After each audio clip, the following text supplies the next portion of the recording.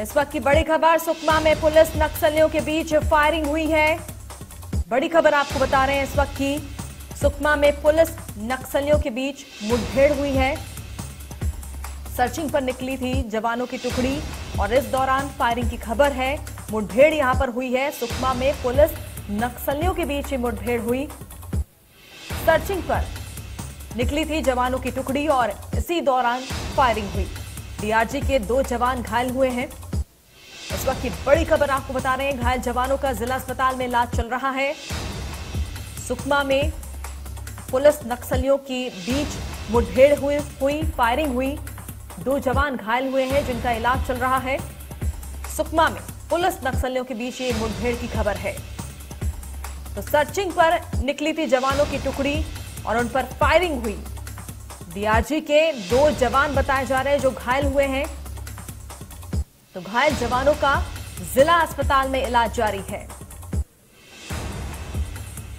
इस वक्त की बड़ी खबर सुकमा से बता रहे हैं, जहां पर पुलिस नक्सलियों के बीच मुठभेड़ हुई और फायरिंग की खबर मिल रही है। किस तरह से उन पर फायरिंग हुई। सर्चिंग के दौरान 2 जवान घायल हुए हैं जिनका इलाज अब अस्पताल में चल रहा है।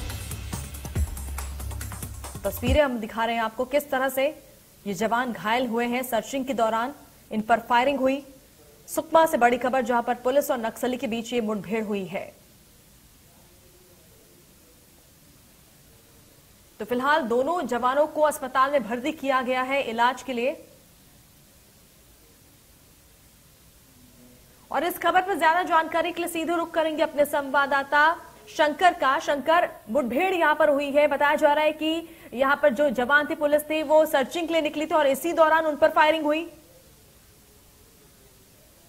देखिए, बताना चाहूंगा यह पूरा मामला जो कि केरलापाल इलाके के चिचोरगुड़ा जंगल का है। जिस तरीके से बात की जाए तो डीआरजी की जो टीम थी सर्च ऑपरेशन के लिए इस इलाके में निकली हुई थी, क्योंकि जो जानकारी यह भी मिल रही है कि उस इलाके में नक्सलियों की होने की सूचना जवानों को मिली थी। इस आधार पर उस इलाके में ऑपरेशन लॉन्च किया गया था, जिसमें डीआरजी की जो जवान थे उनका आमना सामना नक्सलियों के साथ होता है। और जिस तरीके से इस पूरे मुठभेड़ में बात की जाए तो 2 जवान डीआरजी के जवान हैं वो घायल हो जाते हैं। ऐसे में बात की जाए तो जो जानकारी, ताजा स्थिति, अभी हालात उस इलाके की निकल के आ रही है कि जिस तरीके से पुलिस कप्तान खुद सुनील शर्मा उस इलाके में मौजूद है और कमान संभाले हुए हैं। ऐसे में बात की जाए तो पुलिस अधीक्षक का उस इलाके में होना, जिस तरीके से सुरक्षा बलों का मनोबल बढ़ाने के साथ साथ उस इलाके में ऑपरेशन लगातार तेजी से चलाना कहीं ना कहीं आप में एक बड़ी बात है, क्योंकि नक्सलियों के माद में जाकर के कहीं ना कहीं सुरक्षा बल ने एक तरीके से उनके इलाकों में दबाव बढ़ाया है। ऐसे में इस पूरे मुठभेड़ में बात की जाए तो 2 जवान घायल हुए हैं। वही नक्सलियों की बात की जाए तो क्योंकि यह पूर्व इलाका भी माना जाता रहा एक समय, क्योंकि केरलापाल एरिया कमेटी लगभग कुछ इलाकों में उनकी उपस्थिति काफी तेजी से रही है। जिस तरीके से पुनः नरकुम अभियान के तहत उस इलाके के जो एरिया सेक्रेटरी मुया, उनका सरेंडर होने के बाद लगातार इस इलाके में नक्सली कमजोर पड़ते देखे गए हैं। ऐसे में सुरक्षा बल वही लगातार इस इलाके में दबाव बनाने में कामयाब रहे हैं। उसी लिहाज से आज जिस तरीके से नक्सलियों की सूचना होने के साथ साथ इस इलाके में सर्च ऑपरेशन किया गया था। ऑपरेशन के दौरान नक्सलियों के साथ आमना सामना हुआ। इस पूरे मुठभेड़ में बात की जाए तो 2 जवान घायल हुए हैं। जी। और अगर वो जवानों की अगर बात की जाए, उनकी हालत कैसी है, उनके बारे में डॉक्टरों ने क्या कहा?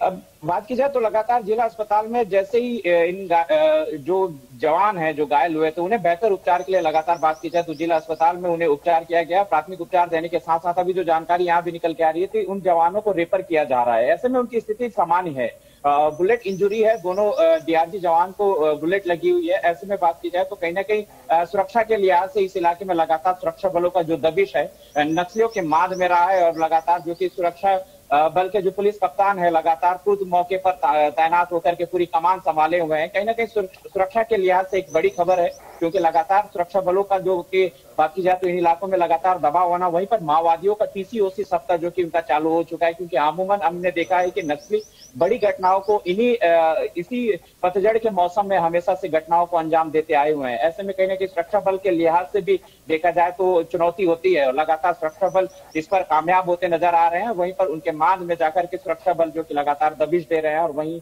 लगातार जिस तरीके से उस इलाके में अभी भी सर्च ऑपरेशन जारी है। जी शंकर, जिस तरह से मुठभेड़ की यहाँ पर खबर बताई जा रही है जवानों और नक्सलियों के बीच में, ऐसे में क्या किसी नक्सली के भी मारे जाने या घायल होने की खबर है?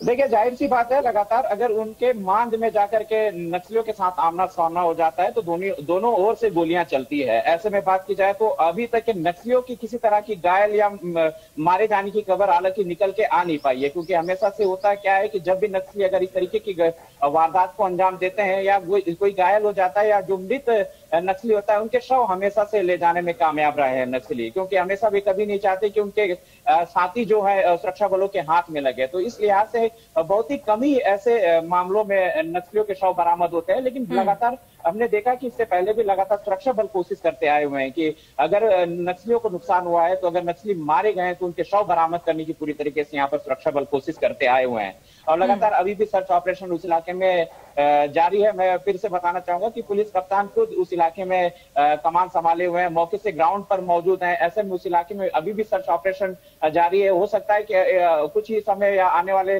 और समय भी नक्सलियों के साथ आमना सामना हो सकता है और स्थिति भी साफ हो सकती है।